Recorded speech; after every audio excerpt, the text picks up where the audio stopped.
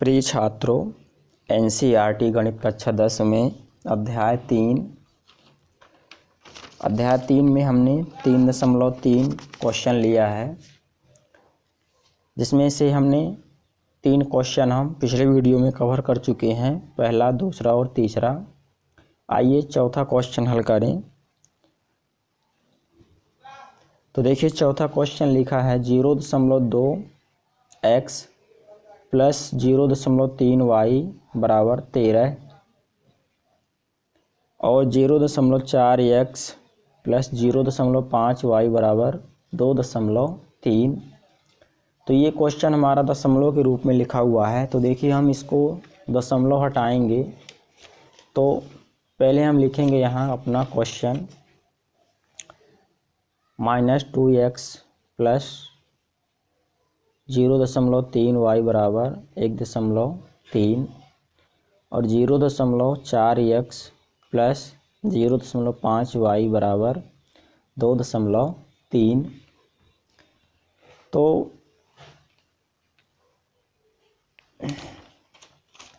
देखिए, ये समीकरण जो है इसको हम दशमलव हटाएंगे इसका, तो बटे में हम एक अंक में दशमलव लगा है, तो 10 से हम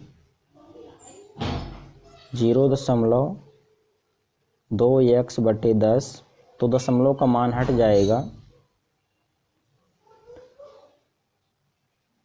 ऊपर नीचे हम 10 से गुणा कर देंगे, तो दशमलव का मान जो है वो ख़त्म हो जाएगा, प्लस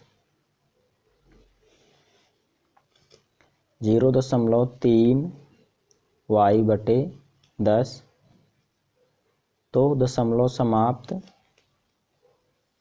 10 कैंसिल, तो 2x धन 3y बराबर 1.13 में 10 से करेंगे हम तो दशमलव का मान समाप्त। तो देखिए, एक अंक में अगर दशमलव लगा हो तो हम 10 से गुणा या भाग करेंगे, और अगर 2 अंकों में लगा है तो 100 का, और 3 अंकों में लगा है तो 1000 का हम करेंगे। तो देखिए, समीकरण जो हमारा बनेगा 2x धन 3y बराबर 13 और 4x धन 5y बराबर 23।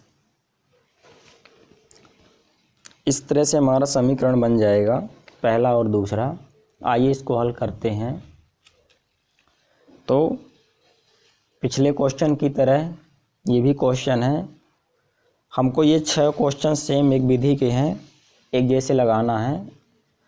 1-2 समझ में आ गए तो बाकी सारे समझ में आ जाएंगे, क्योंकि सेम प्रक्रिया है, सभी जगह एक ही प्रोसेस है क्वेश्चन हल करने की। समीकरण 1 से देखिए, समीकरण 1 से हम x का मान निकाल लेंगे। तो पहले हम समीकरण 1 लिखेंगे यहाँ 2x धन 3y बराबर 13। तो x बराबर, गुणे वाली संख्या हमारी बटे में चली जाएगी, x बराबर 13, बराबर की संख्या पहले लिखी जाती है पक्षांतर करने में समीकरण को। तो x बराबर 13, प्लस का 3y हो जाएगा माइनस का 3y, अब बटे में 2, गुणे वाली संख्या बटे में x वाली, और इसको हम समीकरण 3 नाम दे देते हैं। तो जो समीकरण में 3 नाम दिया है, तो ये x का मान आया हुआ है, इस x के मान को हम समीकरण 2 में रखेंगे। तो देखिए, समीकरण 2 है हमारा 4x प्लस 5y बराबर 23। तो 4x प्लस 5y बराबर 23। तो ये समीकरण दूसरा है हमारा। तो 4 और x की जगह हम ये पूरा समीकरण लिखेंगे 13 माइनस 3y बटे 2 इस x की जगह। तो 4 13 माइनस 3y गुणे के रूप में लिखा है, तो गुणे के रूप में लिखेंगे बटे दो और प्लस 5y बराबर 23, ये सेम आ जाएगा हमारा। देखिए इसको कैंसिल करेंगे तो 2 दूनी 4 कैंसिल हो जाएगा।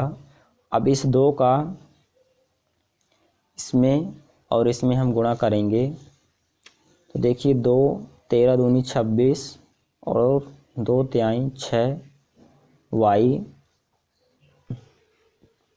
धन 5y बराबर 23। देखिए 6y और 5y माइनस करेंगे हम, 6 में से 5 माइनस करेंगे तो बचेगा 1, तो माइनस का y आ जाएगा, माइनस का 1 नहीं लिखा जाता, और प्लस का, तो एक मान ऑटोमेटिक होता है किसी भी संख्या का, तो माइनस y बचा यहाँ से, इसको हमने माइनस किया तो माइनस y बराबर 23 और प्लस का इधर का 26 हो जाएगा, माइनस का 26। तो देखिए y बराबर, इसको इसमें हम माइनस करेंगे तो बचेगा -3, तो माइनस माइनस कैंसिल हो जाएगा तो y बराबर आ जाएगा 3। अब इस y बराबर 3 का मान हम समीकरण 3 में रखते हैं हर क्वेश्चन की तरह। तो देखिए यहाँ पे हम y का मान समीकरण 3 में रखने पर, तो यहाँ समीकरण 3 लिखा है तो यहाँ हम समीकरण 3 लिखेंगे पहले, उसके बाद y की जगह हम मान रखेंगे 3, तो x बराबर 13 -3 और y की जगह 3, तो x बराबर 13, 3 तिरका 9 और बटे में 2, तो x बराबर आ जाएगा, माइनस करेंगे तो 4 बचेगा, बटे में 2 लिखा है तो 2 और 2 दूनी 4। इस तरह से x बराबर आ जाएगा हमारा 2 और y बराबर आ जाएगा 3। इस तरह से आप क्वेश्चन का हल कर सकते हैं, स्क्रीनशॉट ले सकते हैं आप इसका और फेयर भी बना सकते हैं यहाँ से।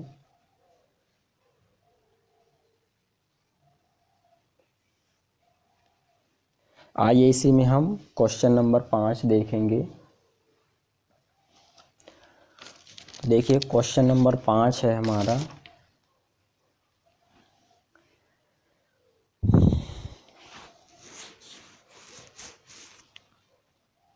देखिए क्वेश्चन नंबर 5 लिखा है √2x प्लस √3y बराबर 0 और √3x माइनस √8y बराबर 0। तो समीकरण 1 है हमारा ये समीकरण 2 है। आइए इसको हम हल करते हैं। समीकरण 1 और समीकरण 2 लिखेंगे हम।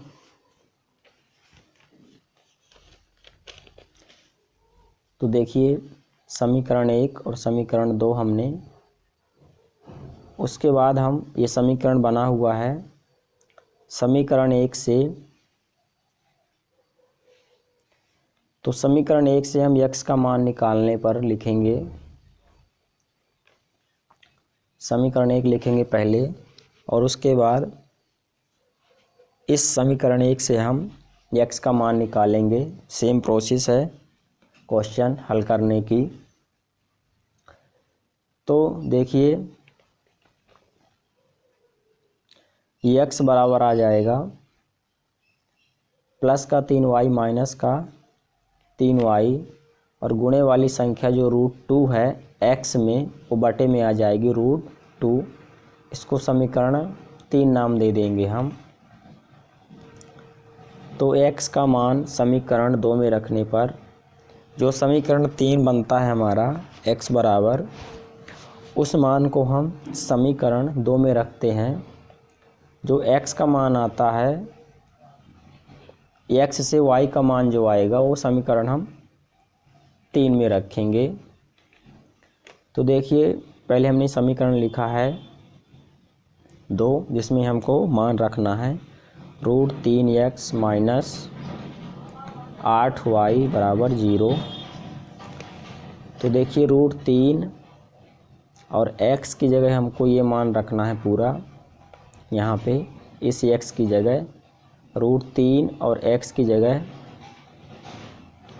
-3y/2y यहाँ पे लिख दिया हमने, और माइनस का 8y बराबर 0, ये सेम आ गया। इसी तरह माइनस का 3y कैसे आया, √3 और √3 का गुणा होगा तो 3 बाहर आता है, क्योंकि जब भी समान संख्या का करनी से करनी में गुणा होता है तो एक संख्या बाहर आ जाती है। जैसे √3 गुणे √3 करेंगे तो आ जाएगा हमारा 3। कोई भी समान संख्या हो तो 3y और √2 बटे में, तो √2 बटे में -8y, तो हम √2 का एलसीएम लेंगे, इसके बटे में 1 रखते हैं तो समझ में आएगा। हमको एलसीएम दोनों संख्याओं में से लेना है, तो √2 एलसीएम आ गया। देखिए तो √2 एलसीएम आने के बाद √2 कैंसिल हो जाएगा, तो बचेगा 3y, क्योंकि इस संख्या का इसमें भाग होता है और भाग जितनी बार जाता है उसमें ऊपर गुणा होता है। तो √2 का √2 में भाग हुआ तो एक बार गया, एक का गुणा हम इसमें करेंगे तो सेम संख्या आ जाएगी, माइनस √2 का, यानी एक का भाग हम करेंगे √2 में तो √2 आएगा। √2 का अगर हम गुणा करेंगे √8y में तो देखिए 2 8 16, और 16 का जो वर्गमूल होता है वो होता है 4। फिर से समझ लीजिए, एक का भाग हमने 2 में दिया √2 में तो √2 आया, √2 का हम √8 में गुणा करेंगे तो हो जाएगा 2 8 16, यानी √16। अब √16 का जो वर्गमूल होता है वो होता है 4, तो 4y आ गया यहाँ पे बराबर 0। तो देखिए माइनस प्लस घट जाएगा, यहाँ पे माइनस माइनस की संख्याएं दोनों लिखी हैं, तो माइनस का 4 माइनस का 3 माइनस का 7 हो जाएगा, तो माइनस का 7y बराबर 0, तो y बराबर आ जाएगा 0, और गुणे वाली संख्या आ जाएगी बटे में 7, तो 7 का भाग देंगे 0 में तो 0 आ जाएगा, यानी जो y का मान आया वो आया हमारा 0। अब इसी y का मान हम समीकरण 3 में रखेंगे। ये जो हमारा समीकरण है, समीकरण 3, तो यहाँ हम समीकरण 3 लिखेंगे और y की जगह हम 0 रखेंगे।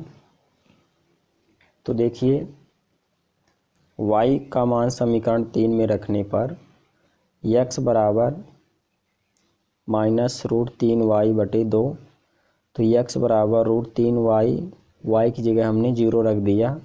अब इस 0 का गुणा होगा √3 में तो आ जाएगा 0, बटे में है √2, अब √2 का भाग होगा 0 में तो आ जाएगा 0। तो देखिए इस तरह से x का मान आ जाएगा 0 और y का मान भी आ जाएगा 0। आप इसको फेयर कर सकते हैं, स्क्रीनशॉट ले सकते हैं यहाँ से, और उसके बाद ये आइए इसी क्वेश्चन में हम लास्ट क्वेश्चन को हल करते हैं। तो देखिए लास्ट क्वेश्चन लिखा है हमारा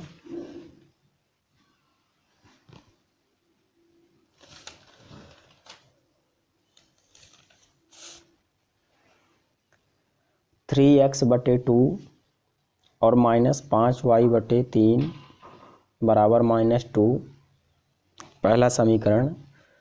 दूसरा समीकरण दिया है x/3 + y/2 बराबर 13/6। तो देखिए ये समीकरण हमारा बटे के रूप में लिखा हुआ है, तो इसको हम एक ही लाइन में समीकरण को बनाएंगे।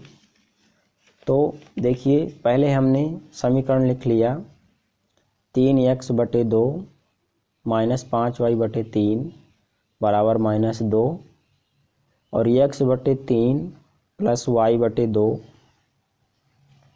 बराबर 13/6। तो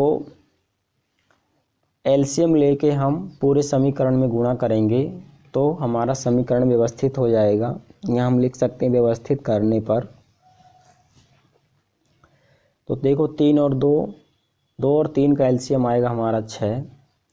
अब इस 6 का हम पूरे समीकरण में गुणा कर देंगे, इसमें अलग 6 का, इसमें अलग और इसमें अलग, तो हमारा समीकरण एक लाइन में आ जाएगा। तो देखिए 3x/2 गुणे 6,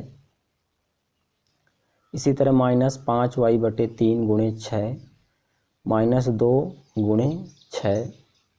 देखिए 2 तिहाई 6 कट जाएगा ये, तो बचेगा हमारा 3 तिरका 9, इसमें 3 दूनी 6 तो बचेगा 5 दूनी 10 और 6 दूनी 12 माइनस का 12। इस तरह से इस समीकरण को हम व्यवस्थित कर देंगे। 3 तिरका 9x। अब x/3 का भी प्लस y/2 का बराबर 13/6 में हम 3 और 2 का एलसीएम लेंगे तो 6 आएगा, 3 दूनी 6 और इस 6 का हम इसमें अलग, इसमें अलग और इसमें अलग गुणा कर देंगे। देखिए x/3 गुणे 6 तो 3 दूनी 6 कट जाएगा ये, तो बचेगा 2x यहाँ पे और प्लस y/2 गुणे 6 कर देंगे तो 2 तिहाई 6 और ये 13/6 गुणे 6 करेंगे तो 6 से कैंसिल हो जाएगा, तो बचेगा सिर्फ 13। तो इस तरह से समीकरण हमारा बन जाएगा पहले से। 3 तिरका 9x -5 दूनी 10y और 2 छक्का 12, समीकरण 1। इसी तरह समीकरण 2 में 2x + 3y बराबर 13, 2x + 3y बराबर 13, समीकरण 2। इस तरह से हमने व्यवस्थित कर दिया समीकरण 1 समीकरण 2 को, तो आ गया समीकरण 1 समीकरण 2।